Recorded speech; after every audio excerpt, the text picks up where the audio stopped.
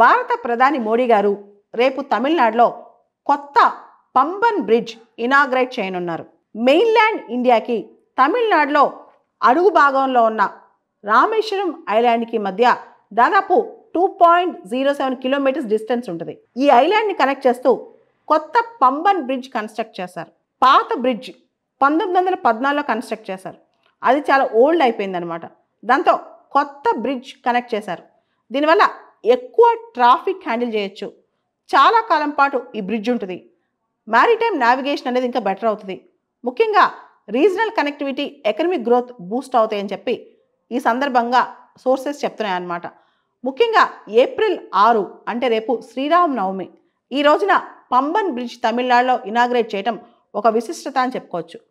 కొత్తగా కట్టిన ఈ పంబన్ బ్రిడ్జ్ ఏదైతే రామేశ్వరం దీవికి మెయిన్ల్యాండ్ ఇండియాకి కనెక్ట్ చేస్తుందో ఈ బ్రిడ్జ్ దీనికి ఒక విశిష్టత ఉంది. First vertical lift railway sea bridge. ఇది భారతదేశంలోనే మొట్టమొదటి vertical lift railway sea bridge అనమాట. అంటే అసలు ఈ vertical lift railway sea bridge అంటే ఏంటి? పైనుంచి ట్రైన్స్ వెళ్తుంటాయి, కింద నుంచి కూడా షిప్స్ వెళ్ళే వీలుగా ఈ బ్రిడ్జ్ అవసరమైతే వర్టికల్గా పైకి లెక్కుద్ది అనమాట.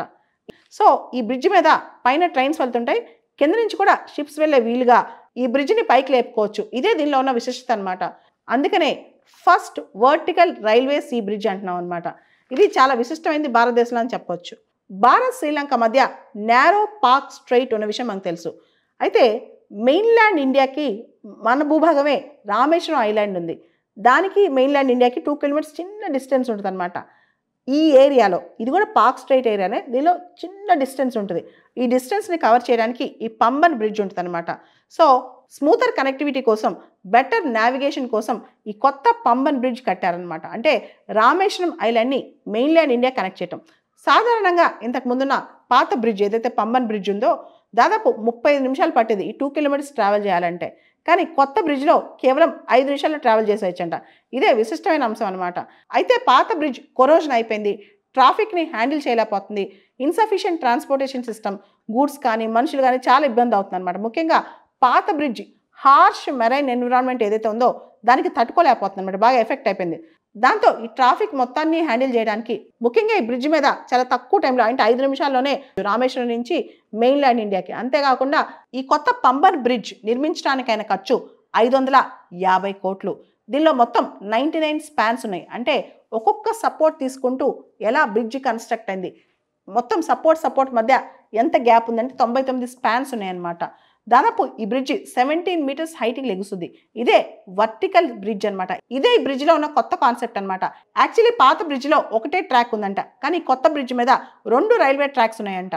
ఈ కొత్త పంబన్ బ్రిడ్జ్ని స్టెయిన్లెస్ స్టీల్ రీఇన్ఫోర్స్మెంట్ మెటీరియల్తో కట్టారంట. కంప్లీట్గా స్టెయిన్లెస్ స్టీల్తో కట్టారు. చాలా కాలం, దాదాపు 100 సంవత్సరాలు ఈ బ్రిడ్జ్ అలానే ఉండటానికి. అదేవిధంగా దీని మీద పెయింటింగ్ కూడా ఎటువంటి కరోజన్కి లోన్ అవ్వకుండా పెయింటింగ్ కూడా చాలా కాస్ట్లీ పెయింటింగ్ వేశారంట. హై గ్రేడ్ ప్రొటెక్టివ్ పెయింట్ అంట. ముఖ్యంగా స్పెషల్ పాలీసిలోజేన్, అసలు ఎటువంటి కొరిజన్కి లోన్ అవ్వకుండా హార్ష్ మెరైన్ ఎన్విరాన్మెంట్, ఎంత ఉప్పు నీటిని తట్టుకోవడానికి ప్రత్యేకమైన పెయింట్ వేశారంట. అదే స్పెషల్ పాలీసిలోజేన్ అనే పెయింట్. ఇదొక హై గ్రేడ్ ప్రొటెక్టివ్ పెయింట్ అనమాట. అదేవిధంగా మొత్తం ఈ బ్రిడ్జ్ డిజైనింగ్ కానీ టెక్నాలజీ కానీ ఇదంతా గ్లోబల్గా ఐకానిక్ బ్రిడ్జ్ అని చెప్పొచ్చు. ఇది చాలా స్టాండర్డ్ బ్రిడ్జ్ అని చెప్పొచ్చు. యుఎస్ఏలో గోల్డెన్ గేట్ బ్రిడ్జ్తో మరియు లండన్లో టవర్ బ్రిడ్జ్తో దీన్ని పోల్చొచ్చు. ఈ బ్రిడ్జ్ మొత్తం కన్స్ట్రక్ట్ చేసింది ఆర్వీఎన్ఎల్ వాళ్ళు, రైల్వే వికాస్ నిగమ్ లిమిటెడ్ వాళ్ళు అనమాట. ఆర్వీఎన్ఎల్ అనేది మినిస్ట్రీ ఆఫ్ రైల్వేస్ కింద ఒక నవరత్న.